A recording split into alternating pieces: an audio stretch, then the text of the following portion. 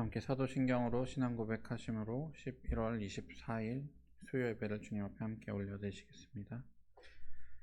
전능하사 천지를 만드신 하나님 아버지를 내가 믿사오며 그 외아들 우리 주 예수 그리스도를 믿사오니 이는 성령으로 잉태하사 동정녀 마리아에게 나시고 본디오 빌라도에게 고난을 받으사 십자가에 못 박혀 죽으시고 장사한 지 사흘 만에 죽은 자 가운데서 다시 살아나시며 하늘에 오르사 전능하신 하나님 우편에 앉아 계시다가 저리로서 산자와 죽은 자를 심판하러 오시리라. 성령을 믿사오며 거룩한 공회와 성도가 서로 교통하는 것과 죄를 사하여 주시는 것과 몸이 다시 사는 것과 영원히 사는 것을 믿사옵나이다. 아멘.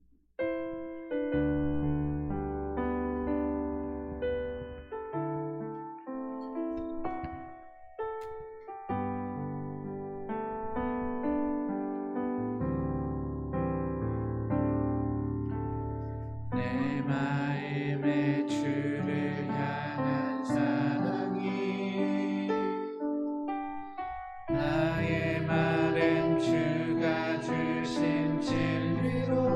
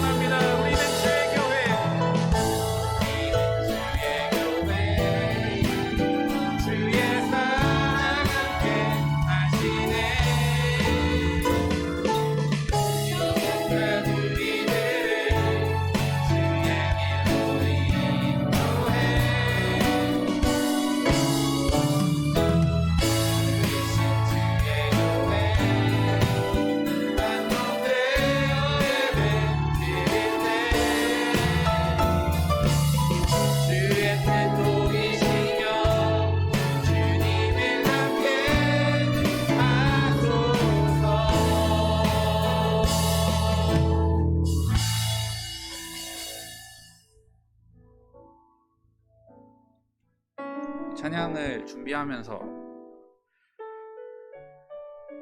정말 짧은 시간이지만 여러 가지 가사도 보고 말씀도 보고 이렇게 준비를 하게 되는데요. 찬양팀에 있기 때문에 더 많이 그런 생각을 하게 돼요. 어떤 생각이냐면요, 막상 이 찬양을 하나님 앞에 올려드린 이 예배의 자리에서 과연 내가 전심 다해 찬양을 드리고 있는가? 혹시 어떤 악기라면 악기, 노래라면 노래, 이런 것들에 치중해서 틀리지 않기 위해 혹시 그런 것에 치중하고 있지를 않나? 이런 생각들을 또 하게 되거든요. 근데 이 위에 설 때마다 하나님께서 주시는 은혜가 있어요. 놀라우신 은혜가 있어요. 가사가 눈에 들어오게 하시는 하나님의 인도하심이다. 우리 함께 올려드렸던 찬양에는요, 내 마음에 주를 향한 사랑이 나의 말엔 주가 주신 진리로 나의 눈에 주의 눈물 채워주소서. 내 입술에 찬양의 향기가, 두 손에는 주를 닮은 섬김이 나의 삶에 주의 흔적 남게 하소서 하면서 우리 삶의 모든 부분이 주님, 하나님 중심이 되기를 고백하는 가사가 나와 있습니다. 그러면서요, 하나님의 사랑이 영원히 함께하리, 십자가의 길을 걷는 자에게, 순교자의 삶을 사는 이에게. 십자가의 길을 걷는다라는 것이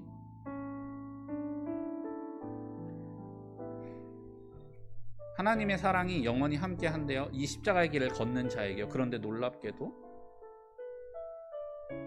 아직 그 십자가의 길 위에 서지 못한 우리를 하나님의 사랑이 영원히 함께하고 계셨다라는 사실을 이 찬양을 올려드리면서 다시금 기억하게 됩니다. 그 사랑을 받은 자로서, 그 사랑을 받은 자들이 한 사람 한 사람 모여 교회를 이루게 하신 그 주님을 기억할 때예요. 정말 우리 두 번째 찬양 올려드리셨던 것 같이 우리는 주의 교회, 연약한 우리들을 주의 길로 인도하시는 그 하나님의 방법이요, 이 교회를 세우심이라는 사실을 다시 한번 기억하게 됩니다. 이 시간 기도로 나아가실 텐데요, 정말 주님께서 주신 우리 교회요, 이 십자가의 길을 홀로 걷지 않게 하시고 연약한 우리들을 아시는 그 주님께서 교회를 세우시고 그 교회를 통하여서 이 십자가의 길을 함께 걸어가며 주를 닮아가는 삶으로 저희들을 이끄심을 다시 한번 기억하시면서요, 주님께서 주신 이 예배가 얼마나 소중한 것인지, 어떠한 은혜로 우리들을 이 자리까지 모아주신 것인지를 기억하시면서, 주님, 제가 온전한 마음으로 주님을 예배하기를 원합니다. 저희들의 온 마음을 다하여서 주님께로 나아가는 시간 되게 하여 주시옵소서. 나의 연약함 아시는 주님께서 이 교회를 세우셨사오니 주님, 저희들이 이 교회를 통하여서 하나님의 말씀을 들을 때에 정말 주님, 저희들의 삶이 변화할 수 있는 그러한 예배, 그러한 한 발걸음, 그러한 십자가의 길을 걷는 저희들의 한 기회가 될 수 있도록 주님 인도하여 주시옵소서 하는 기도로 다 함께 나아갔으면 좋겠습니다. 기도하시겠습니다.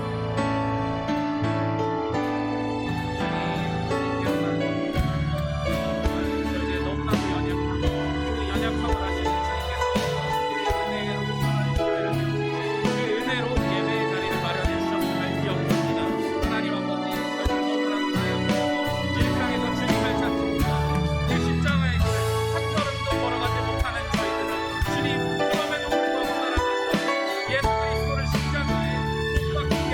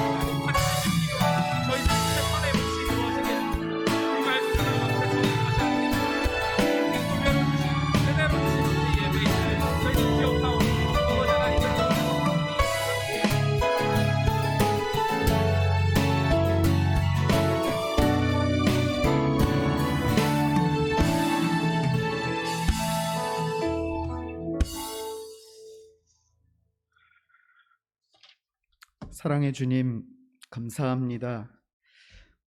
우리의 머리가 되어주시고 우리를 주님의 각 몸의 마디로 지체로 불러주셔서 주님과 연합하여 한 교회 공동체를 이루어 갈 수 있도록 우리를 불러주신 주님, 그 주님의 은혜를 이 시간 기억하며 주님께서 어떠한 은혜로 우리의 발걸음을 지금까지 인도해 주셨는가를 알기 위하여 말씀 앞으로 나아갈 때에 진리의 성령 하나님께서 깨닫게 하시며 조명하여 주시고 계시하여 주시고 알려주셔서 그 은혜로 충만하여 모든 영광 주님 앞에 올려드리는 우리의 이 시간이 되어질 수 있도록 인도하여 주옵소서. 오직 주님만 드러나시고 오직 주님만 영광 받으시는 시간 될 수 있도록 성령 하나님 인도하시고 우리 각 사람의 심령을 말씀 듣기에 합당한 부드러운 옥토와도 같은 밭으로 일구어 주셔서 그 밭에 하나님의 말씀의 씨앗이 뿌려지고 심기어지고 열매 맺는 시간 되어질 수 있도록 주님 인도하시며 함께하여 주실 줄로 믿사옵고 이 모든 말씀 우리 구주 예수 그리스도의 이름으로 감사기도 드리옵나이다. 아멘. 우리 함께 은혜를 나누실 하나님의 말씀입니다. 신약성경 골로새서 1장 24절 말씀 함께 보시겠습니다.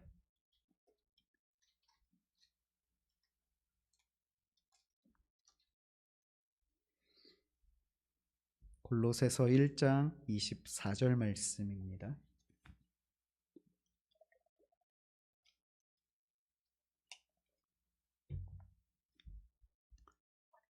우리 다 찾으셨으면 한 절의 말씀 함께 봉독하도록 하겠습니다. 나는 이제 너희를 위하여 받는 괴로움을 기뻐하고 그리스도의 남은 고난을 그의 몸된 교회를 위하여 내 육체에 채우노라. 아멘. 우리 이번 주 들어오면서 날이 갑자기 확 추워졌습니다. 감기 걸리지 않으시도록 모두 건강관리 잘 하시고요. 옷 따뜻하게 입으시고 또 코로나도 갑자기 막 늘어나고 있습니다. 우리 각자 잘 조심하시고 개인 방역과 여러 가지 일들에 힘을 쏟아주셨으면 좋겠어요. 그래서 우리가 조심할 건 조심하면서 또 그 안에서 우리가 누릴 수 있는 것들은 누리면서 하나님과 더 친밀한 관계 속으로 나아갈 수 있는 우리의 이 시간들이 되었으면 좋겠습니다. 하나님을 믿는 우리에게 있어서 가장 중요하고 의미 있는 문제가 있다면 뭘까요? 하나님을 믿는 우리에게 가장 중요하고 의미가 있는 문제. 여러 가지 중요한 문제들이 있을 수 있지만 구원의 문제보다 더 중요하고 의미가 있는 것이 있을까요? 성도에게 구원이 없다면 우리의 모든 종교적인 열심이나 신앙적 어떤 감사의 화답들이 다 의미가 없는 일들이 되지 않겠습니까? 무엇보다도 이 구원이 없다면요, 예수 그리스도의 십자가 역시도 무의미해지고 무능력하다라는 증거가 되지 않습니까? 이처럼 구원이라고 하는 것은요, 신앙의 영역을 초월해서 인간의 전 존재에 있어서도 가장 중요하고 유의미한 핵심이라고 볼 수가 있는 것입니다. 그래서 우리가 오늘은 첫 질문으로 나에게 구원이란, 우리 한번 적어보시고 정리를 해보셨으면 좋겠어요. 여러 가지 의미들을 다양하게 한번 생각해 보시면 좋을 것 같아요. 구원이 어떤 의미인지, 개인적으로 자신에게 구원이 어떠한 의미인지 정리해 보셔도 좋고요. 아니면 조금 더 넓은 의미에서 이 구원이 어떤 의미인가에 대해서 사전적으로 정의를 내려보셔도 좋을 것 같아요. 아니면 예를 들어서 믿지 않는 친구가 어느 날 교회에서 자꾸 구원하는데 구원이 도대체 뭐냐? 라고 질문했을 때 나는 그것을 뭐라고 설명을 해줄 수 있을까? 믿음이 없는 성경적인 지식이 없는 친구에게 구원을 설명하기 위함이라고 한다면 어떤 성경적인 용어들이나 개념들을 최대한 쉽게 이해할 수 있게 풀어줄 수 있어야겠죠. 우리가 그렇게 한번 정리를 해봤으면 좋겠어요.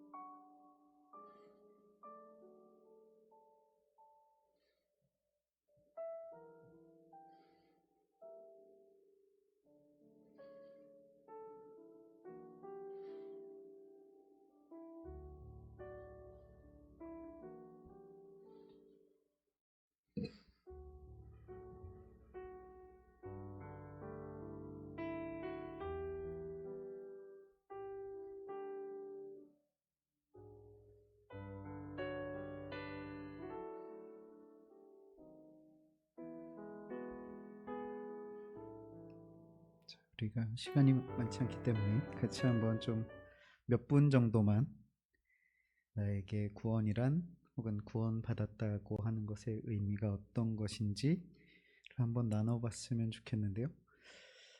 제가 궁금한 게 하나 있는데 우리 성도님들 정말 너무 열심히 잘 쓰시는 것 같아요. 쓸 게 그렇게 많으신 거죠? 아니면 저랑 눈을 마주치기 싫어서 이미 다 썼는데도 계속 쓰시는 척하고 계시는 건가요? 많이 쓰셨으면 우리 많이 한번 나눠봅시다.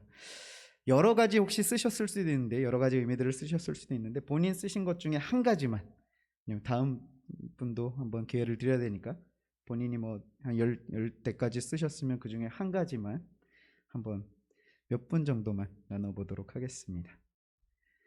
자, 어디로부터 시작할까요?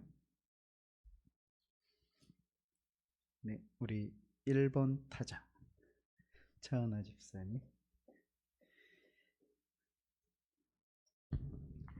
나름 눈치를 봤습니다. 네. 다른 분이 손 드시면 안 하려고 그러는데. 하나, 둘, 셋, 넷, 다섯 가지 중에 하나만. 네, 한 개만. 죄와 욕심과 상처의 종 되었던 자가 해방되어 죄로부터 자유함.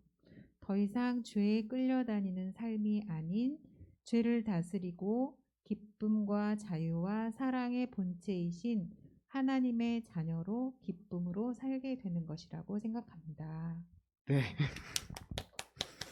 그게 한 가지인 거죠.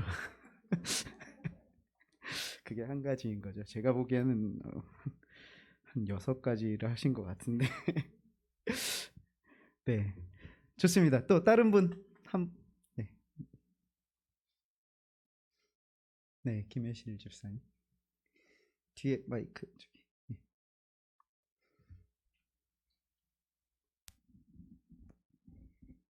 네, 살아가는 목적도 감사도 기쁨도 없는 좌절과 열등함 속에 나에게 생기 있게 어떠한 상황에도 힘 있게 살아가게 해주신 것이라고 썼습니다. 네, 박수. 뭔가 생명력이 좀 느껴집니다. 네, 또 두 분 정도. 예, 문정아 집사님. 제가 어디가 이렇게 성경 말씀이 생각나고 이러지 않는데 오늘 처음으로 은혜 충만하시군요. 아니 처음으로 정말 네. 저는 이번에 이제 여러 가지 일들을 통해서 느끼기를 죽기를 무서워함으로 한평생 매어 종노릇하는 모든 자들을 놓아주시는 것. 네. 야, 참 자유, 희망, 소망. 아, 좋습니다. 뭐 여담이지만 우리 이제 월요일 날 새벽 기도를 통해서 같이 좀 우리 인설을 위해서 같이 기도하셨지만 우리의 삶 가운데 여러 가지 어려움들, 시련들, 고난들이 찾아옵니다. 그런데 그 시간들을 통해서 하나님은 우리에게 요구하시고 원하시는 게 있더라고요. 우리의 낮아진 심령을 통해서 하나님을 바라보게 하시더라고요. 예, 그래서 우리 이제 그렇게 기도 제목을 나누고 다음날 이제 우리 황필윤 집사님 전화 주셔가지고 이제 상황이 우리가 기도한 대로 우리가 원하는 대로는 진행이 되지는 않았어요. 하지만 우리 두 집사님께서 이젠 정말 기도밖에는 없다, 하나님밖에는 없다라고 하는 그러한 이 고백을 하시는 그 고백을 들으면서 하나님께서 얼마나 기뻐하실까. 예. 우리의 원대로 우리의 뜻대로 일이 되지 않았음에도 불구하고 그 이후의 상황을 오직 하나님밖에 없다라고 고백하시면서 나아가는 그 믿음의 고백을 하나님께서 얼마나 기뻐하실까라는 그런 생각을 한번 해보게 됐습니다. 우리 마지막으로 한 번만 더 나눠볼까요? 네, 우리 김민정 집사님 여기 마이크.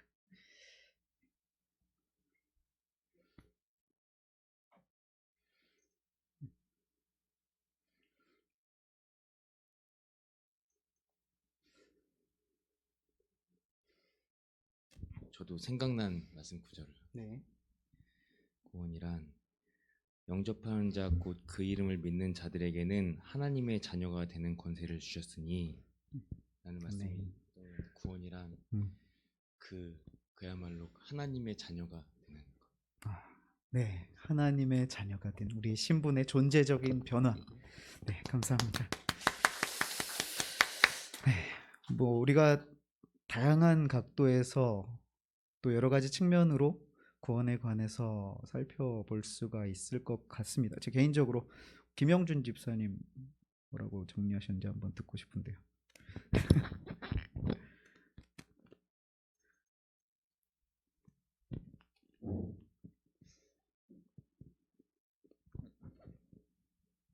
저도 한 가지인데요. 구현이 돼 있는데 응? 구현이 되어 있는데 음, 그것도 읽을까요? 예, 예, 죽을 위해 위기에서 구해지는 것. 손 쓸 수 없는 상황에 처해 그대로 있으면 반드시 죽는 상황에서 이를 깨닫지도 못하고 있는 상황에서 전적으로 구원자의 의지와 능력에 의해 그 상태를 깨닫게 되고 구원자를 의지하여 구해짐을 얻는 것. 그로 인해 본래 없었어야 하는 생명을 얻어 살아가는 것. 이거를 구현하면 우리가 하나님을 떠나 죄를 범하여 반드시 죽음으로 그 대가를 치러야 하는데 예수님을 보내시어 대신 죽음을 짊어지게 하심으로 그 대가를 치르시고 부활하심으로 죽음을 없이 하신 온전히 하나님의 의지와 능력으로 죄와 죽음으로부터 자유하게 되어 얻은 새 생명을 사는 것. 네. 너무 정리를 잘 해주셨죠. 십자가로 말미암는 부활, 그로 인해서 우리에게 주어진 새 생명. 네. 우리가 이 구원에 관해서 아마 뭐 발표를 안 하신 분들도 비슷한 그런 어떤 정리를 하셨을 거라고 생각하는데 혹시 제가 아까 앞서 이 질문에 대해서 말씀을 드리면서 혹시 믿지 않는 친구에게 이 구원이라고 하는 것을 설명할 때 어떻게 설명할 수 있을까 이렇게 말씀을 드렸었는데 혹시 한번 그 부분에 대해서 생각해 보신 분 계십니까? 네, 엄기훈 집사님. 마이크 좀. 네.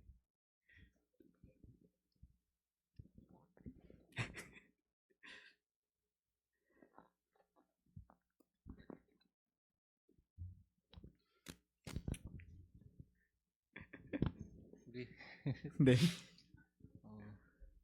야구에 네. 구원 투수 있잖아요. 예. 그래서 이게 이제 약간 협의의 의미로 처음에 접근을 하면 좋을 것 음. 같고요. 우리가 일상에서 가끔씩 쓰는 수도 있는 말이니까. 예.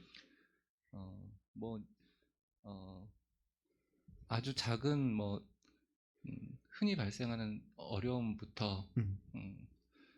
이 땅에서의 뭐 삶을 생명을 좌지우지하는 어려움까지 그런 것들에서 벗어나게 도움을 받는 것이 구원인데 이제 그 구원에 대해서 계속 깊이 생각하다 보면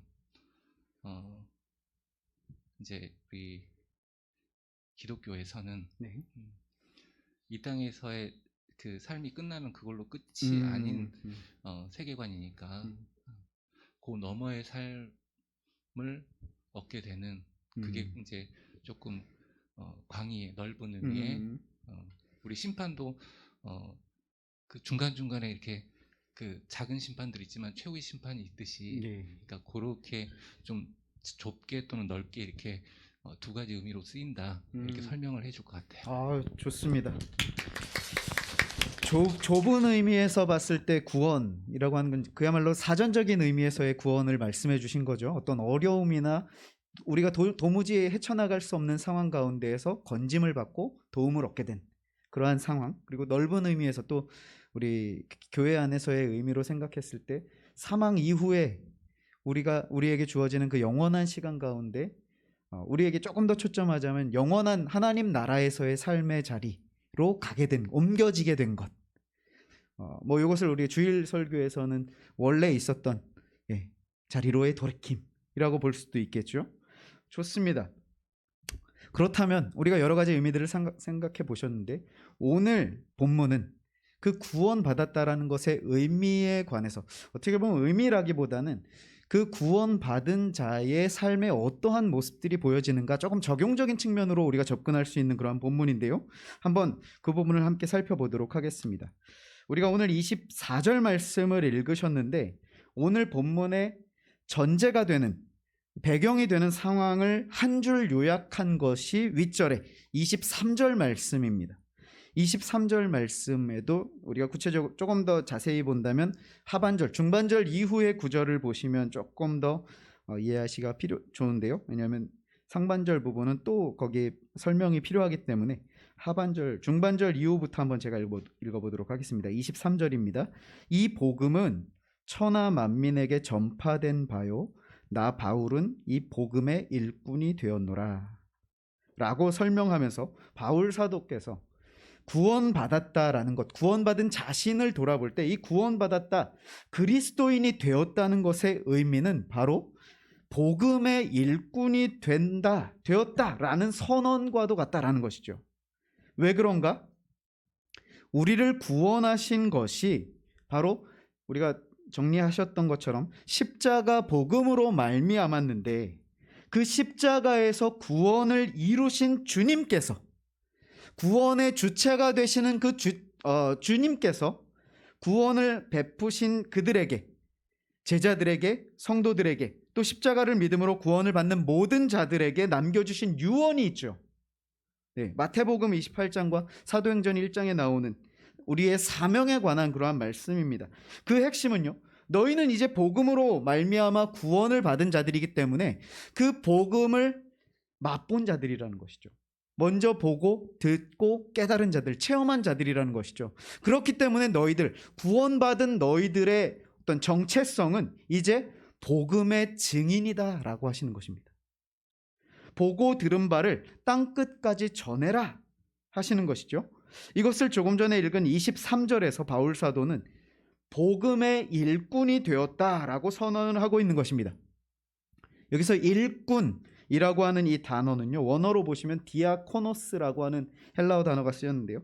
우리 교회 지금 우리 중에도 집사님들이 꽤 많이 계시죠? 집사를 영어로 뭐라고 합니까? 잘 모르시는구나. 디컨이라고 합니다. 디컨. 영어로 디컨이라고 하는데 이 디컨이라고 하는 단어의 어원을 볼 때 그 어원이 되는 단어가 이 디아코노스라고 하는 단어입니다. 그런데 이 디아코노스라고 하는 단어에는요, 섬김, 봉사, 섬기는 사람, 섬기는 자 등의 의미를 갖고 있는 단어예요. 그런데 이 단어에 또 다른 의미가 있는데 그 의미가 수종드는 자, 종, servant라는 그러한 의미를 담고 있는, 그래서 실제로 이 당시에 이 단어가 쓰이던 당시에 집에 하인들을 가리킬 때 이 단어를 썼어요. 그러한 자들의 모습을 볼 때 주인의 명령을 따르는 자들, 그렇죠? 그러한 자들을 가리킬 때 썼던 단어가 이 디아코노스라는 단어인데요. 그렇게 볼 때 오늘 본문, 이 우리가 읽은 본문에서 23절의 말씀에서도 볼 때 사도 바울이 내가 복음의 일꾼이 되었다라고 할 때의 이 의미는 내가 복음을 위해서 봉사하는 자라고 하는 의미보다 내가 복음을 위해 수종드는 종이라는 의미로 해석을 하는 것이 더 자연스럽겠죠? 왜냐하면 바울은요, 사도행전 20장 24절 말씀에서의 고백과 같이 이 복음을 증언하는 일을 마치려 하면은 나의 생명조차 조금도 귀한 것으로 여기지 않을 정도로 이 복음에 정말 모든 것을 쏟아 부었었던 그러한 자였기 때문에 이 복음을 대하는 그의 자세는 종으로서, 섬기는 자로서, 여기서 섬긴다는 게 그냥 어느 정도 나에게 남는 시간과 에너지를 가지고 대충 봉사하는 정도가 아니라 주인의 명령을 받고 자신의 생각은 없이 그 주인의 뜻을 있는 그대로 따르는 그 종의 모습을 연상케 한다는 것이죠. 저는 오늘 사도 바울의 이 신앙 고백과 같은 이 삶의 자세를 통해서요, 구원받은 자, 하나님과의 진짜의 관계가 시작된 자의 삶이 어떠한가 하는 것을 발견하게 되었고요. 그 진짜로 사는 삶에 관하여 함께 나누고자 합니다. 오늘 본문 24절 가운데 24절을요 짧게 조금 끊어서 의미들을 살피면서 우리에게 주시는 메시지를 묵상해 보도록 하겠습니다. 먼저 우리 24절에 보시면 너희를 위하여 받는 괴로움이라고 하는 표현이 있어요. 너희를 위하여 받는 괴로움. 여기서 너희는 누구일까요? 골로새 교회 교인들을 가리킵니다. 골로새, 지금 이게 우리가 읽은 성경이 골로새서죠. 골로새 교회를 향한 서신인데 여기서 너희, 바울 사도가 너희를 위하여 할 때 이 너희는 그 골로새 교회의 성도들이었어요. 그런데 사실 이 골로새 교회는요, 바울 사도와는 직접적인 연관이 없었던 교회예요. 바울 사도가 개척한 교회도 아니었고 또 이 교회를 가서 목양을 한 적도 없었습니다. 이 골로새 교회는요, 에바브라, 바울 사도의 동역자였던 에바브라가 개척한 교회였습니다. 그런데 이제 바울이 로마 감옥에 투옥되어 있을 때 이 에바브라가 바울을 방문해서 이 골로새 교회에 관한 소식들을 전하고 기도 부탁을 하게 됩니다. 그래서 골로새 지역과 성도들의 소식을 바울은 건너서 접했을 뿐이죠. 그렇게 직접적인 관계가 있던 것이 아니기 때문에 바울 사도는 직접적인 이 골로새 교회가 원인이 되어서 받는 괴로움은 있지가 않았습니다. 그런데 본절에서는 24절에서는 왜 너희를 위하여, 골로새 교회를 위하여 받는 괴로움이라는 표현을 썼을까? 바로 이게 바울과 에바브라의 진짜의 관계로 맺어진 주님의 한 몸 된 교회였기 때문에 바울은 지금 이와 같은 고백을 하고 있다는 것입니다. 영가족, 우리 영적인 가족이라고 하죠. 영적으로 맺어진 관계이기 때문에 오늘 바울이 복음으로 말미암아 당하는 고난이 골로새 교회가 당하는 괴로움과 같은 것이고, 또한 골로새 교회가 당면한 문제로 당하는 고난이 바울에게도 동일한 괴로움으로 여겨지는, 한 성령 안에서 진정으로 하나됨에 대한 마음을 지금 표현하고 있는 것이 바로 이 표현이었던 것입니다. 우리 몸을 비유로 해서 표현을 해보자면요, 우리 몸에 얼마나 많은 각 마디들, 지체들이 있습니까? 어떤 지체는 이 손가락처럼 눈에 잘 보이고 드러나는 지체, 드러나는 곳에서 자기의 일을 감당하는 지체가 있고, 또 어떤 지체는 발가락처럼 양말과 신발에 꽁꽁 감춰져서 보이지도 않지만 그 보이지 않는 곳에서조차도 자신의 역할을 잘 감당하는 지체들도 있지 않아요? 그런데 만약 발가락이 아프면 그 발가락 개만 아픕니까? 내 온몸이 다 아프지 않아요? 내 온몸이 아픔을 느끼지 않습니까? 발가락 따로, 손가락 따로 아픔을 느낍니까? 그렇지 않죠. 한 몸이기 때문에 눈에 보이지 않는 곳이 다쳐도 그 고통은 고스란히 나라고 하는 존재가 느낀다라는 것이죠. 이게 진짜로 하나됨의 의미이고 바울이 지금 골로새 교회를 향해 그것을 고백하고 있다는 것입니다. 너희들의 고통이 나의 고통이고 또 복음으로 말미암아 내가 당하는 고난이 너희들의 고난이 인 이유가 우리가 한 영 안에서 한 교회로 부르심을 받았기 때문에 우리의 머리는 주님 한 분이시기 때문에 우리는 한 가족이다라고 하는 것을 고백하고 있어요. 그러면서 그들을 위하여 받는 괴로움을 대하는 바울의 자세가 어떠합니까? 기뻐한다라고 하고 있어요. 어떤 성경에서는 기꺼이 이 고난을 감당한다라고 이렇게 번역을 하는데요. 생각해 보면 이거는 조금 한 발짝 물러서서 생각해 보면 바울은 세상적인 기준에서 기뻐할 수 없어 보이는 상황 속에서 기뻐하기를 좀 즐겨했던 사람인 것 같아요. 감옥에 갇혀 있는 중에도 기뻐하고 이제는 다른 교회를 위해서도 당하는 고난 중에서도 기뻐한다라고 할 정도로. 자, 여기서 요걸 한번 생각을 해볼까요? 바울은 어떻게 그 극한의 상황 속에서도 세상적인 이 기준으로는 도저히 기뻐할 수 없을 것 같은 그러한 상황 속에서도 이렇게 기뻐할 수 있었을까요? 그의 기쁨을 충만하게 했던 그 이유가, 원인이 무엇입니까?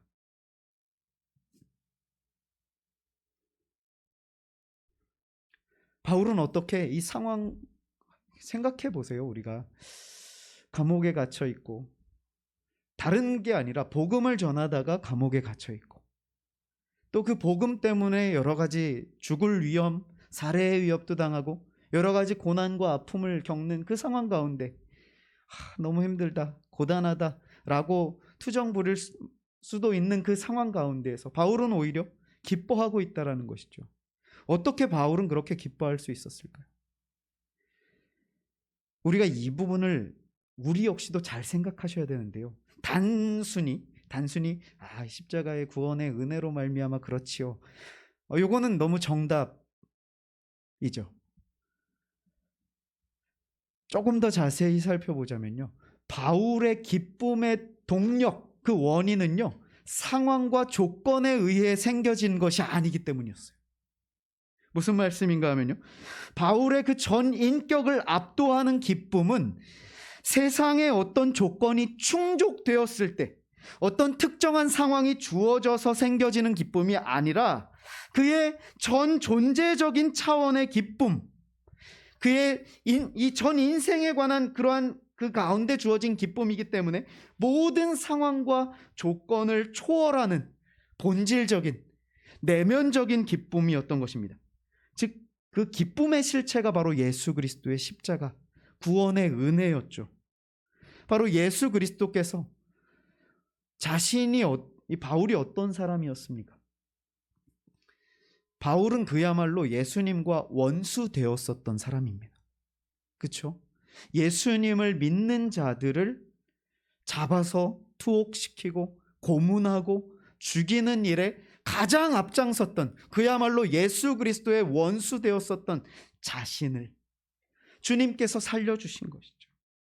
용서함 받았고 구원받았다라는 이 사실, 그 구원의 즐거움이 그를 압도했기 때문에 그는 주님 안에서, 오직 주님 안에서 그 기쁨을 발견하고 그로 인해서 이 기쁨을 누릴 수 있었다라는 것입니다. 바로 이 기쁨으로 충만할 때 이어지는 구절에서 밝히고 있듯이 오직 사명을 위해 목숨을 걸면서도 기쁨으로 감당하게 되는 원동력이 바로 거기서 나오게 된다라는 사실을 고백하고 있는 것입니다. 그런데 이어지는 구절을 보시면요, 우리가 이 부분은 조금 다루기도 했었지만, 이전에도 다루기도 했었지만 오늘 처음 보시는 분들도 계시니까요. 약간 의아해할 수 있는 표현이 등장합니다. 그리스도의 남은 고난이라고 하는 표현이 있어요. 그리스도의 남은 고난을 바울이 이제 자기가 짊어지겠다는 거예요. 몸 대신 교회를 위하여 내 육체에 채우겠다라는 것입니다.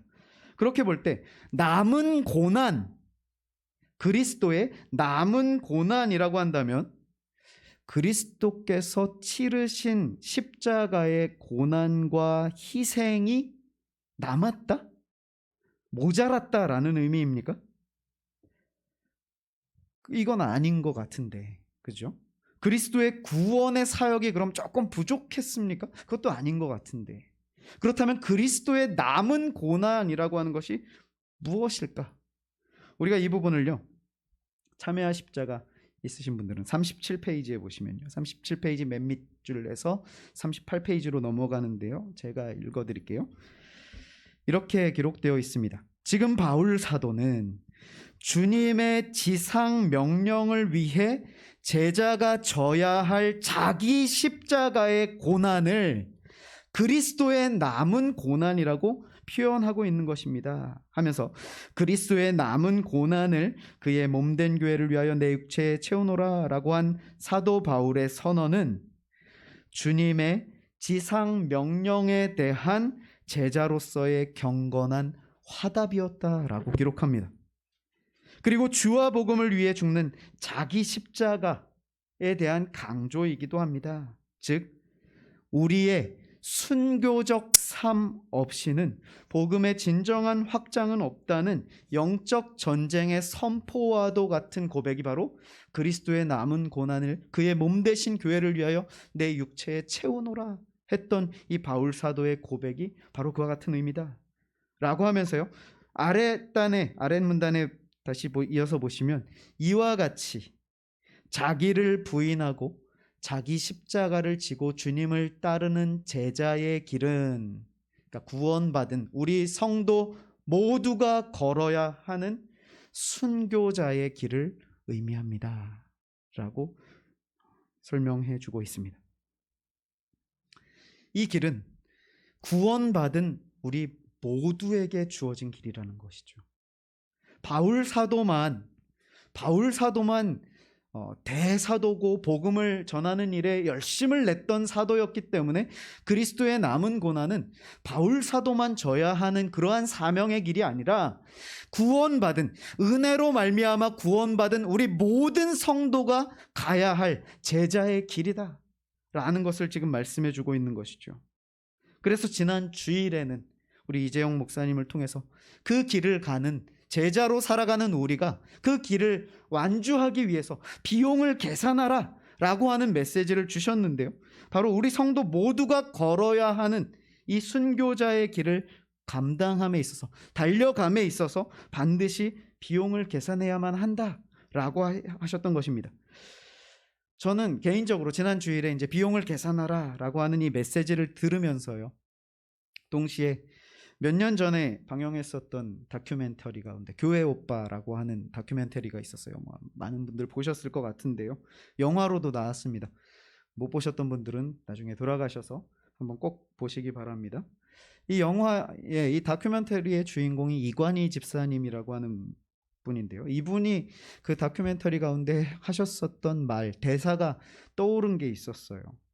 잠시 혹시 모르시는 분들을 위해서 잠시 설명을 드리면, 이분이 대장암 사기를 걸리셔서 이제 항암 치료를 받는 그런 상황에 계셨고, 그 이제 이 상황들 가운데 조금 괜찮아지나 싶었는데 우리 아내 되시는 분께서 또 이제 혈액암을 걸리셔서 또 이렇게 투병 생활을 하시고 이러시면서 이제 하나님께서 그 가정을 만져가시고 세워가시는 그러한 과정을 그린 다큐멘터리인데요, 그 가운데 이 이관희 집사님께서 이제 그 항암 치료 가운데, 항암 치료 받으면 굉장히 힘들다고 하잖아요. 저희 뭐 받아보지 않았기 때문에 그 고통을 모르지만 굉장히 힘들다고 합니다. 그래서 몸도 굉장히 홀쭉해지시고 기력도 없으시고 그러한 이제 상황 가운데 이제 이 집사님께서 그러한 이제 환우들이 같이 모여서 나눔을 하시는 그런 모임들이 있나 봐요.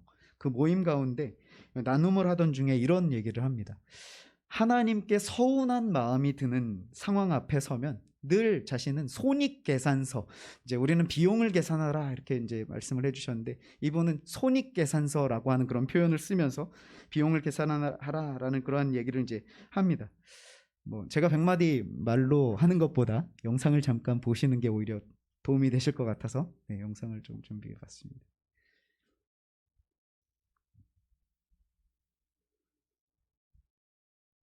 서운한 마음이 들 때는 있는데 그때마다 하나님을 원망하지 않는 법이 저는 나만의 손익계산서를 쓰거든요. 손익계산서.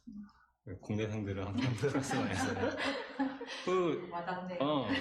여태까지 내가 살아오면서 누렸던 은혜와 그럼 플러스 이득이죠. 그 다음에 내가 지금 뭐 느끼는 절망 이런 것들 마이너스 해보면 플러스 마이너스 해보면 항상 플러스예요. 그러니까 지금 우리가 막 힘들어하고 원망하는 이유는 지금 내가 당한 이 고통의 현실에만 집착을 하고 있지만 내 삶을 전체를 봤을 때 내가 받은 은혜들이랑 이런 걸 다 계산해 보면 감히 하나님께 원망을 할 수가 없다라는 게 이제 제 결론입니다. 네, 짧아서 아쉬운 분들은 집에 가셔서 다시 보시기 바랍니다. 지금 이 고백을 하고 계신 분이 그냥 우리와 같이 건강하고 아무 일 없는 가운데 이런 어떤 그냥 자기의 생각을 이야기한 것이 아니라 정말 그 극심한 고통 가운데 하루하루를 정말 그 아픔 가운데 살아가고 계신 그분이 이와 같은 고백을 하고 있다는 거예요. 그 비용을 계산해 보니까 항상 하나님의 은혜가 플러스더라는 거예요. 다시 말씀드리지만 지금 이분은 굉장히 힘든 가운데 그 상황을 보내고 있다는 것이죠. 그런데 하시는 말씀이 그 고통의 현실만 보면 탄식이 나온다는 거죠. 원망이 나올 수밖에 없다는 거죠. 근데 그 은혜를 다시 한번 곰곰이 생각해보고 계산해보니 나의 이 현안의 문제를 초월하는 은혜가 있더라는 것을 발견했다는 것이죠. 우리의 인생 가운데 나의 삶 가운데 어떠한 문제들이 있습니까? 우리는 문제가 있어서 고민한다기보다 그냥 내가 선택하고 싶은 것 때문에 은혜와 저울질하고 있지 않아요? 어떤 극심한 문제, 물론 극심한 문제를 당면하신 분들도 계시죠. 그런데 그 문제가 꼭 있어서 우리는 하나님께 순종하며 나아가기를 주저하는 것이 아니라 그냥 내 마음의 원함 때문에요. 내 마음의 좋고 싫음 때문에 우리는 그 하나님께서 부르신 이 은혜의 길을 가기를 주저하고 있지 않냐는 거예요. 그런데 우리에게 주어진 그 은혜는요, 이 상황과 조건으로 말미암아 발생하는 것이 아니라는 얘기죠. 하나님의 은혜라는 거예요. 값없이 우리에게 선물해 주신 가장 가치 있는 그 은혜로 말미암아 주어진 이 새 생명의 길이라는 사실을 우리가 잊지 마시고요. 그 문제 앞에, 어떤 결단의 문제 앞에, 결정의 문제 앞에 서셨을 때, 비용 계산을 하실 때예요. 내가 어떠한 은혜를 받았는가를 한번 곰곰이 고민해 보시고 돌아보시기 바랍니다. 그러면 항상 플러스다라는 것이죠. 우리도 마찬가지의 고백으로 우리에게 주어진 이 삶의 자리로 나아갔으면 좋겠어요. 그 은혜를 소망하며 서는 자리, 그 은혜를 소망한다라는 것은 하나님의 은혜를 이미 맛보고 그 은혜로 말미암아 오늘 하루의 삶 가운데 묵상하고 기억하고 되새김으로 말미암아 새롭게 하시는 그 소망함을 발견한 상태를 말씀드립니다. 그렇기 때문에 우리가 그 은혜를 경험하는 자리, 그 은혜로 말미암아 나아가는 자리에 서기 위해서 우리에게 요구되는 것이 있다면요, 그것은 반드시 말씀을 묵상하는 자리, 이 자리가 아니고서는 우리는 내가 어떠한 은혜를 받았는가를 계속해서 까먹는다라는 것이죠. 그래서 우리가 이 말씀의 자리를 통하여 그 하나님의 은혜를 다시 발견하고 그 가운데서 우리를 회복시키시며 일으키시는 그 주님의 은혜를 다시 발견하여 우리의 전 인생을 주님 앞에 다시 드릴 수 있는 이와 같은 믿음의 선순환이 우리의 삶 가운데 일어나게 되어지길 소원합니다. 우리요, 오늘 짧게 살펴봤는데 이 시간에 잠시 지난 주일에 주셨던 메시지를 다시 정리하시면서 또 오늘 이 본문 말씀에 바울 사도의 이 다짐과 고백, 이 은혜에 대한 그 마음들을 우리 다시 한번 생각하시면서요. 오늘 나에게 주신 하나님께서 깨닫게 하신 메시지들 혹은 결단과 다짐들을 한번 정리해 보시고 마지막으로 이 부분을 같이 나누면서 함께 마무리를 했으면 좋겠어요. 한번 종합적으로 다시 한번 생각을 해보시면서요. 비용을 계산하라 하신 말씀과 이 은혜의 충만함으로 십자가로 말미암아 나아가는 제자의 삶 살아가야 하는 우리의 삶을 한번 종합적으로 정리를 해보시면서 무엇보다 나의 삶의 적용과 결단, 다짐을 가지고 우리 한번 서는 시간을 함께 나눠보셨으면 좋겠습니다.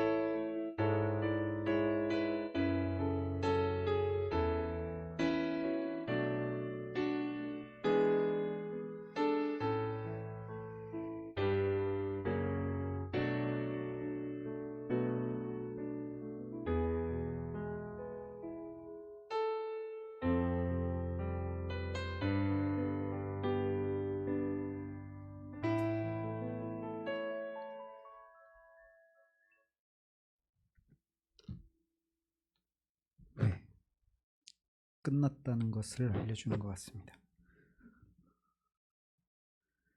네, 우리 몇 분 정도만 주일 설교와 오늘 본문 말씀을 통해서 주신 메시지들 한번 정리하신 것, 그리고 그것을 통한 나의 삶의 적용과 결단, 다짐들이 있으시면 우리 함께 나누시면서 마무리를 했으면 좋겠습니다. 아까 안 하셨던 분들 위주로 하시면 좋을 것 같은데요.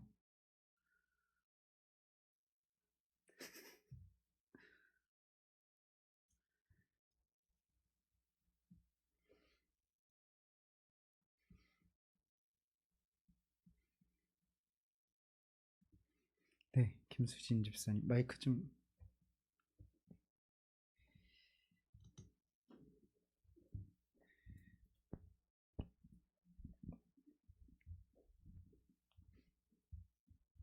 발표를 어떻게 시작해야 될지 잘 모르겠어가지고 사실은 망설였는데요. 네.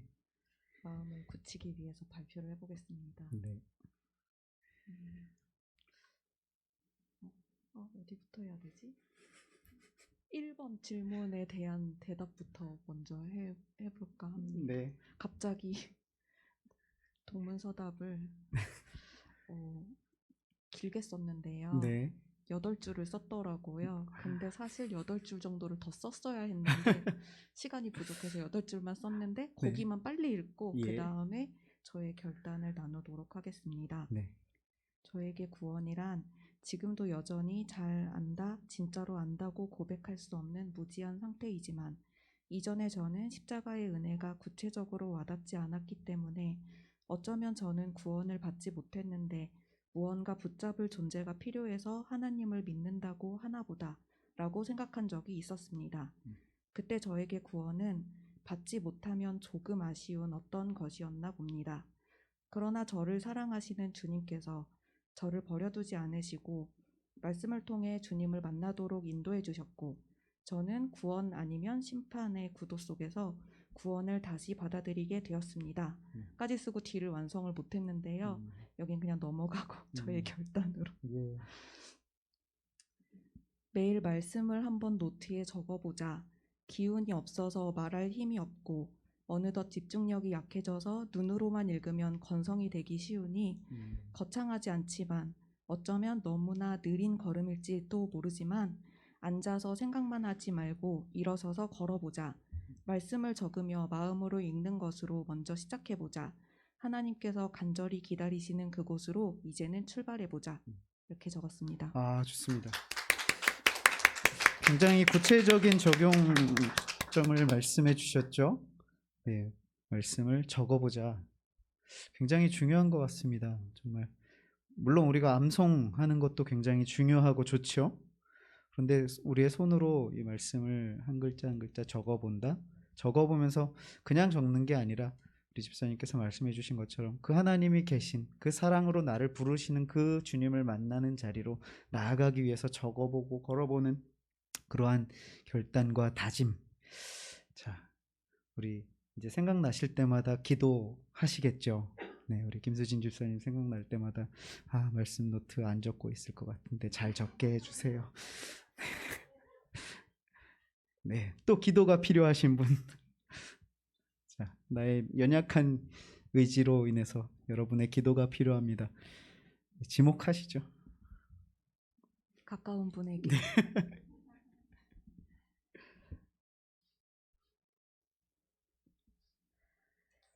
네, 저는 그 비용을 계산하라는 것을 주일날 듣고 이 부분은 생각을 못한 부분이 지금 떠올랐는데, 그러니까 매일의 삶에서 그러니까 생각지 못한 일들이 막 생기고 있는데, 그럴 때 이제 아이와의 관계에서 내 아이의 상태를 계속 확인하려고 하고 방법을 강구하려는 그런 자리에서 조금 이제 벗어나서 아이를 통해 주신 은혜를 계산을 해봐야겠다. 그 생각은 또 안 해보고 있었던 것 같아요. 그래서 지금 적어보니까 그러니까 그 예수님의 사랑과 구원의 기쁨이 진짜 무엇인지 전 인격적으로 깨닫기를 소망하는 자리로 간절히 나아가는 상태로 만드신 것.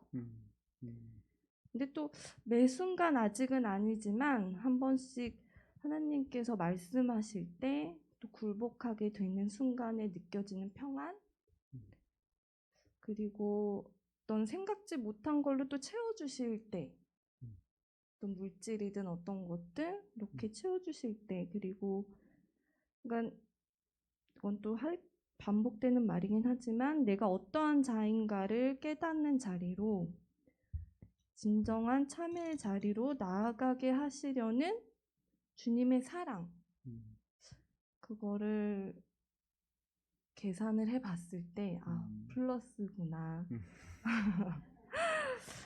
그래서 이제 요새는 요 며칠은 이사야 53장을 이제 계속 읽었어요. 네. 그래서 정말 그 전 인격적으로 그 은혜를 정말 깨닫고 싶다. 그래서 이제 아침 저녁으로 좀 읽어보면서 나누어가면서 읽고 또 생각하게 하시고 또 진짜 간절히 기도하게 되는 것은 그러니까 우리가 마땅히 형벌받을 내 백성의 허물 그것이 진짜 마땅히 형벌받을 나의 허물로 인한 그것이 정말 매일매일 더 와닿아서 정말 그 십자가의 은혜가 정말 이 모든 상황을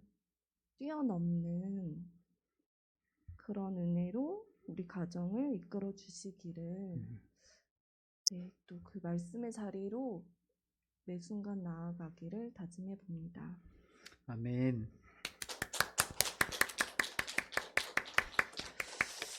네, 우리 또 최영경 집사님 가정을 생각하실 때마다 또 기도의 제목이 깊어지시죠? 네, 우리 자녀들을 통한 어려움들이 있습니다. 하지만 그건 역시도 손익계산서를 따져보니 비용을 계산해보니 플러스더라는 것이죠. 우리가 손익계산서를 따져보시기가 이제 아마 두려우실 수도 있어요. 무조건 따져보면 플러스거든요. 네, 진짜 우리 자녀들을 키워보신 분들은 다들 경험해 보셨을 거라고 생각하는데 이 아이가 물론 이제 너무 내 마음대로 안 되기 때문에 그러니까 얘가 내 마음대로 안 되는 것도 있지만 상황도 내 마음대로 안 되는 상황들이 여러 생기기 때문에 이 아이를 키운다는 게 정말 쉽지 않습니다. 그런데 그 아이와의 관계를 통해서 집사님도 경험하신 것처럼 말씀해 주신 것처럼 하나님과 나와의 이 실제적인 관계가 어떠한가? 그 하나님 아버지의 사랑의 크기가 그 실제적인 크기가 어떠한가를 우리가 이 아이와의 관계를 통해서 배운다는 것이죠. 경험하게 된다는 것이죠. 그렇기 때문에 이제 우리 아직 미혼이신 분들, 자녀가 없으신 분들은 빨리 결혼하셔서 빨리 자녀를 가지셔라. 네. 우리 최은경 집사님 가정 기억나실 때마다 우리 아이들을 위해서 또 그 관계를 통해서 더 깊어져 가게 하실 은혜의 충만함을 사모하는 우리 집사님 가정들을 위해서 더 기도해 주시는 우리 모두가 되셨으면 좋겠어요. 다시 한번 박수로 격려하겠습니다. 시간이 많이 없으니까 한 분 정도만 더 나눠볼까요? 네, 집사님은 잠시만 혹시 없으시면 혹시 없으시면 네, 김지영 성도님.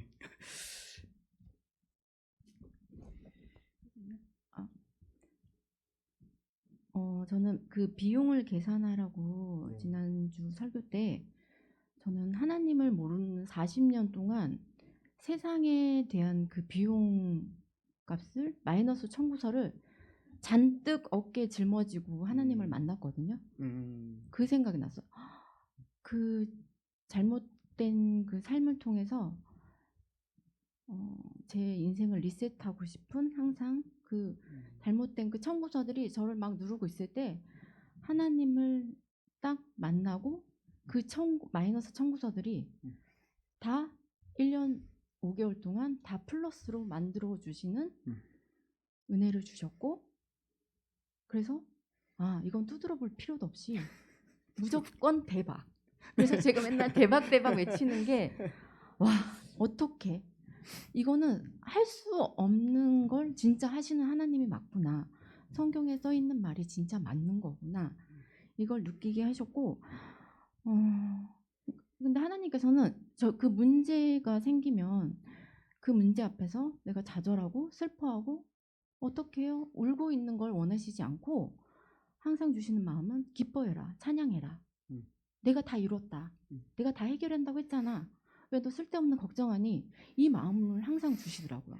그래서 그 문제를 바라보게 되는 게 아니라 하나님을 바라보고 주님을 바라보게 되면 그 문제는 어느 순간 제가 원하던 방식이든 아니든 간에 하나님이 보시기에 제 인생에서 가장 정확하게 맞는 방법으로 해결을 해주시더라고요. 근데 지금까지는 제가 원하지는 않는 방법도 있었지만 모든 걸 다 플러스로 해주시고 제가 이거 아닌 것 같은데 했을 때도 시간이 지나 보면 맞구나. 하나님이 하신 게 진짜 맞는 거구나. 이렇게 하셨고 저의 삶의 적용과 결단은 최근에 계속 기도하라는 마음을 주셨는데 제가 기도가 잘 안 되고 어떻게 해야 될지 잘 몰랐고 들어가서 간단히만 하고 했었는데 다른 사람을 위한 기도를 하라는 마음을 되게 많이 주셨어요. 그래서 교회를 위해서 기도하고 이 교회 십자가 새생명교회 지체들을 위해서 기도하라는 마음을 많이 주셔가지고 제가 지난주부터 계속 알람을 계속 맞춰놓고 알람이 울면 바로 기도를 하고 교회를 위해서 기도하고 제가 생각나는 지체들을 위해서 기도를 하고 근데 이제 새벽 기도 때 기도 제목을 나눠주셔가지고 너무 감사하더라고요. 제가 할 수 있는 기도가 한계가 있잖아요. 근데 기도 제목을 나눠주셨을 때 아 맞다. 그 문제가 해결될 때까지 제가 생각날 때만 알람이 울릴 때마다 기도도 할 수 있고 그 만약에 이제 기도가 돼서 잘 됐다는 결과나 이제 기도 함께 했을 때 그 기쁨이 저희 소그룹에서는 이제 계속 셀 모임에서는 기도 제목을 나누고 했었으니까 그때 이루어지면 아 진짜 들으셨나? 이제 헉! 이게 되는 거구나 이렇게 하는 부분이 많아서 되게 좋았고 제가 이제 이 결단이 지속적으로 가야 되잖아요. 네. 저를 보시면 기도 제목도 나눠주시고 그다음에 기도를 잘 하고 있는지 종종 체크를 해주시면 감사하겠습니다. 네. 이상입니다. 네. 우리 김지영 성도님은 뭐 이제 엊그저께 세례를 받으시고 그 은혜로 지금 충만하신 상태에 계시기 때문에 두드려 볼 필요도 없이 지금 플러스의 상태를 거닐고 계시는 거죠. 이게 참 오래 쭉 계속 유지됐으면 참 좋겠는데 우리 모두가 다 경험해 보셨다시피 그리 오래가지 못하더라는 거죠. 네, 참 정말 우리가 소원하기는 이게 평생 갔으면 좋겠는데 평생은커녕 문 밖으로 나가면서 싹 사라지는 순간도 있더라고요. 그래서 어떻게 해야 될까요? 그 은혜 충만함을 계속해서 유지하기 위해서는 어떻게 해야 될까요? 결국 말씀밖에 없습니다. 계속해서 제가 예전에 3R이라고 말씀을 드렸었는데 Remember, Remind, Refresh 말씀을 통해서 다시금 생각하고 기억하고 되뇌어서 우리의 마음을 심령을 새롭게 하는 이 작업을 매일 매 순간 하셔야 된다는 거예요. 그것을 하실 때 이 은혜가 계속해서 유지되죠. 아까 우리 김수진 집사님이 말씀해 주셨나요? 그 말씀 앞에서 내가 어떠한 자인지를 발견한다는 거예요. 그런데 거기서 끝나는 게 아니라 그런 나를 향하신 주님의 사랑이 이만하다라는 걸 이 말씀을 통해서 발견하게 된다는 거죠. 그렇게 될 때 우리의 심령이 정말 그때 그 은혜를 경험했을 때에는 손익계산서를 따져볼 필요가 없는 상태이죠. 하지만 그렇지 않은 시간들이 우리에게 또 주어지기 때문에 그러한 상황 가운데 우리가 이 제자의 길을 완수하기 위해서 우리에게 이 비용을 계산하고 그 비용을 치르기까지 이 사명의 길을 가겠다고 하는 우리의 믿음의 결단들이 필요하다라는 것이죠. 우리 이 은혜의 충만함이 쭉 이어지고 계속해서 지속되고 교회를 향한 기도의 일꾼으로 여종으로 우뚝 설 수 있도록 우리 김지영 성도님 생각나실 때마다 또 같이 기도해 주시고 격려해 주시고 기도 제목들도 막 보내주시고 체크도 해주시고 이렇게 관심을 가져주셨으면 좋겠습니다. 우리 다시 한번 박수로. 네, 시간이 조금 지나서요.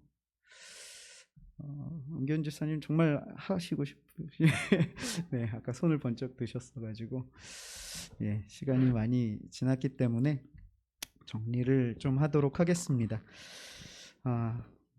앞서 나에게 구원이란 하면서 이제 이 예배를 시작했는데요.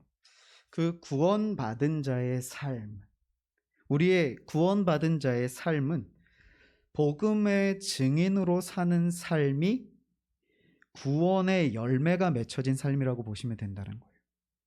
이게 무슨 의미인가 하면요. 그냥 복음의 증인으로 산다는 것이 그냥 단순히 단면적으로 봤을 때 전도하고 선교하는 것만을 말씀드리는 게 아닙니다. 물론 그 열매들도 같이 맺혀지죠. 그런데 복음의 증인으로 산다라고 하는 것의 구체적인 의미는요, 정말 진짜로 내가 그 은혜에 대한 감사함을 느끼는 거예요.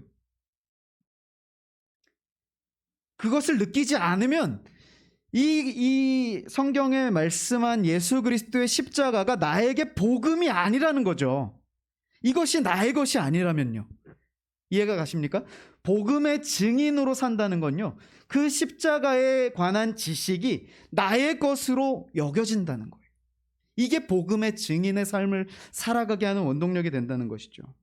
복음의 일꾼, 그래서 복음의 종으로 살게 되는, 자기를 부인하고 자기 십자가를 지는 그 삶의 원동력, 또한 그 삶의 모습은요, 억지로나 자원함으로 하는 복종이 아니라 자원하는 심령으로 감당하는 자발적인 순종이 일어나게 된다는 것입니다. 그 원동력이 다름이 아니라 감사예요. 그 십자가에 대한 감격함 때문에 자원하는 심령으로 자기 십자가를 지고 주님 가신 그 길을 따라가면서도요, 감격해서 따라가는 거예요. 나 같은 자가 감히 주님 가신 그 길을 따라갈 수 있을까? 우리 최영경 집사님 이사야 53장 말씀 읽으신다고 했는데요, 정말 그 희생제물로, 완벽한 희생제물로 드려지신 그 주님 가신 그 길을 나 같은 자가, 염소 같은 나 같은 자가 그 길을 과연 따라갈 수 있는 자인가? 내가 그 길에 합당하기나 한 자인가? 그런데 주님은 그런 나의 이 마음조차도 기뻐하시며 그러한 나를 향해서 여전히 두 팔 벌려 그 크고 놀라우신 사랑으로 우리를 부르시고 계시더라는 것이죠. 그 은혜의 감격함이 결국 우리로 하여금 자기 십자가를 지는 그 자리로 나아가게 하는, 복음의 증인으로 살아가게 하는 그 힘이 바로 거기서 나오더라는 것입니다. 우리 이제 함께 찬양하시면서 다시 기도의 자리로 나아가길 원하는데요, 우리가 함께 드리고 싶은 찬양이 바로 그 찬양, 그 믿음의 고백입니다. 나 같은 죄인 살리신 주 은혜 놀라워. 여기서 이 찬양이 은혜가 되는 대목은요, 나 같은 죄인입니다. 나 같은 죄인. 내가 얼마나 죄인인가를 깨닫지 못하면요, 인지하지 못하면요, 주님의 은혜가 아무리 크다 해도 그건 나의 것이 아니에요. 나와는 상관없는 것입니다. 그런데 나 같은 죄인, 내가 얼마나 용서받을 수 없는 자인가를 깨닫는 순간요, 그런 나를 용납하신 주님의 사랑이 전부가 되어버립니다. 우리 이 찬양의 가사는 아마 잘 아시는데 오늘은 곡조는 조금 다른 곡조로 불려집니다. 그래서 혹시 곡조가 익숙하시지 않은 분들은 제가 반복하면서 드리실 때 한번 이 곡도 익히시면서 우리 믿음의 고백으로 함께 나아갔으면 좋겠어요.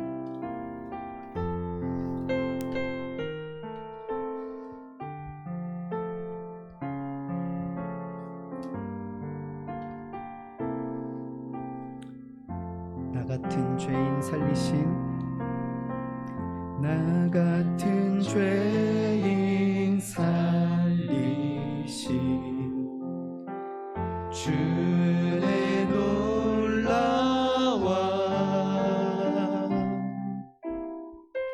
잃었던 생명 찾았고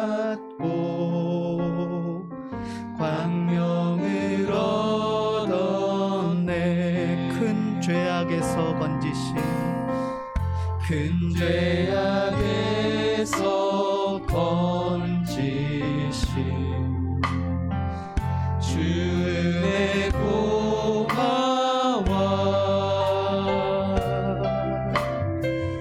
나 처음 믿은 그 시간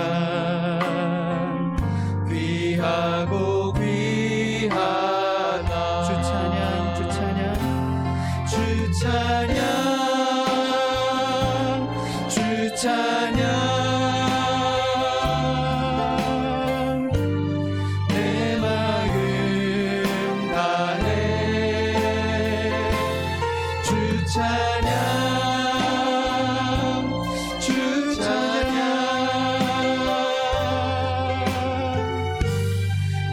생명. 다시 한번 주 찬양, 주 찬양, 주 찬양, 주 찬양. 내 마음 다해 주 찬양, 주 찬양. 내 생명. 우리 다시 한번 1절의 가사로 나 같은 죄인 살리시. 나 같은 죄인 살리시. 주내 놀라와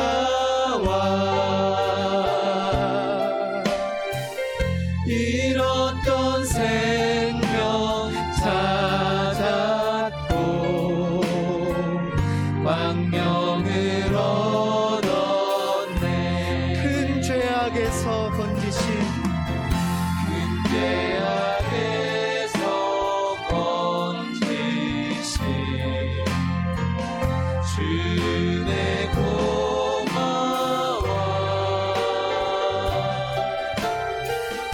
나 처음 믿은 그 시간 귀하고 귀한 우리 주님께 주 찬양, 주 찬양, 주 찬양. 내 마음 다해 주 찬양, 주 찬양. 내 생명. 우리 다시 한번 주 찬양, 주 찬양, 주 찬양, 주 찬양. 내 마음 다해 주 찬양, 주 찬양. 내 생명. 우리 소리 높여 찬양합시다. 이제껏 내가 산 것도, 이제껏 내가 산 것도 주님의 은혜라, 주님의 은혜라.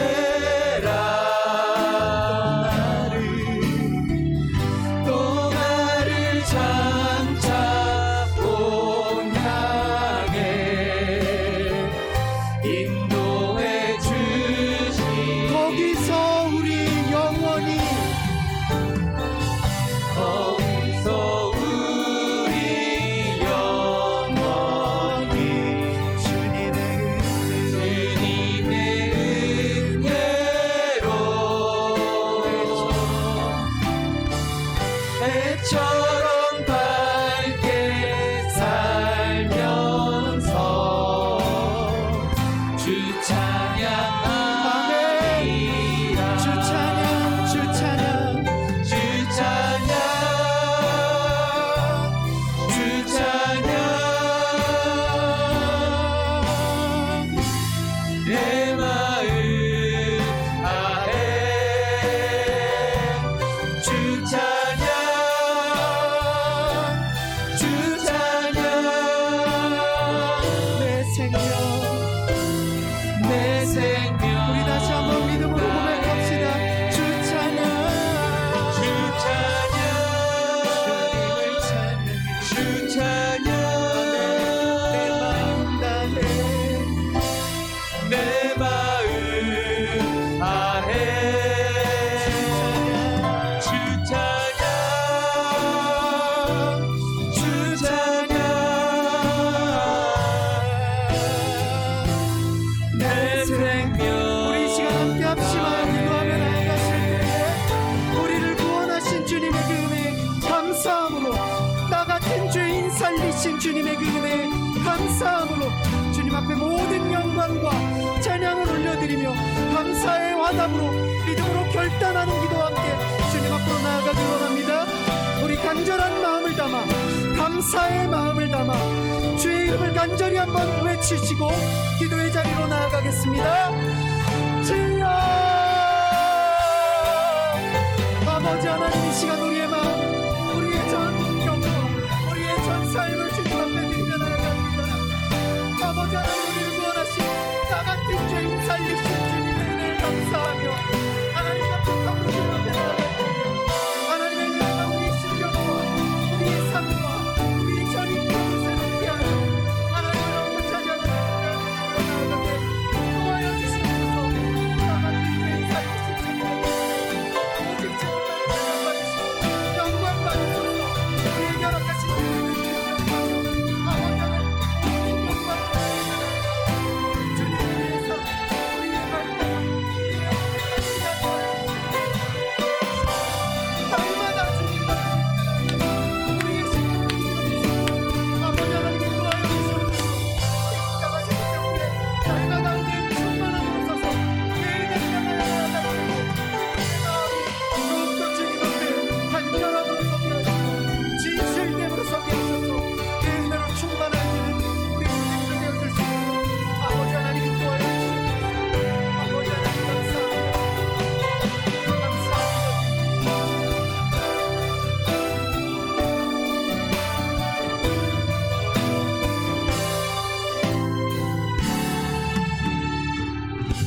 이제껏 내가 산 것도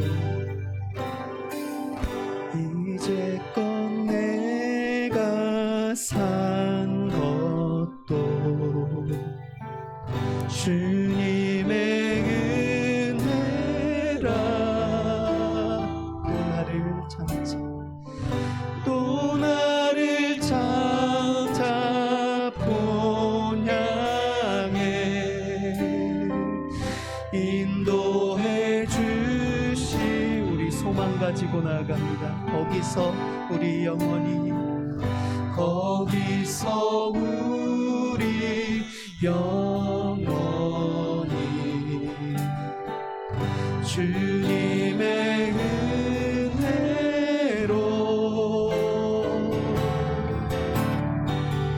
해처럼 밝게 살면서 주 찬양하리라.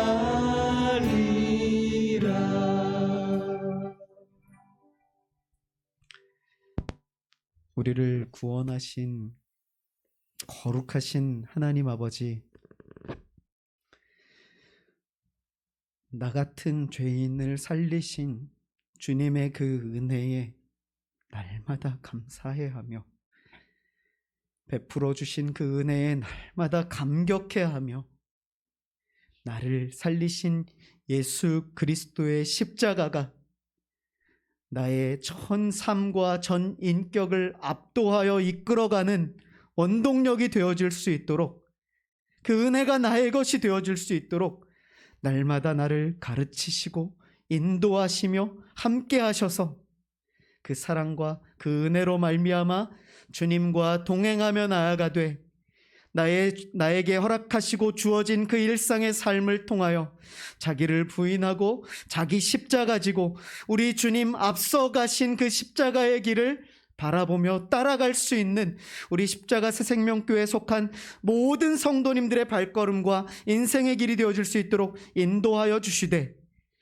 그 주님과 연합되어진 그 자리를 통하여 주님의 부활에 동참케 되어 소망 넘치는 이 길을 기대함과 감사함으로 나아가는 우리 모두의 남은 인생의 길이 되어질 수 있도록 주님이 인도하시며 함께하여 주실 줄로 믿사옵고, 이 모든 말씀 우리 구주 예수 그리스도의 이름으로 감사기도 드리옵나이다. 아멘. 우리 주님 가르쳐 주신 기도로 예배를 마치도록 하겠습니다. 하늘에 계신 우리 아버지여, 이름이 거룩히 여김을 받으시오며 나라의 임하옵시며 뜻이 하늘에서 이룬 것 같이 땅에서도 이루어지이다. 오늘날 우리에게 일용할 양식을 주옵시고 우리가 우리에게 죄 지은 자를 사하여 준 것 같이 우리 죄를 사하여 주옵시고 우리를 시험에 들게 하지 마옵시고 다만 악에서 구하옵소서. 대개 나라와 권세와 영광이 아버지께 영원히 있사옵나이다. 아멘.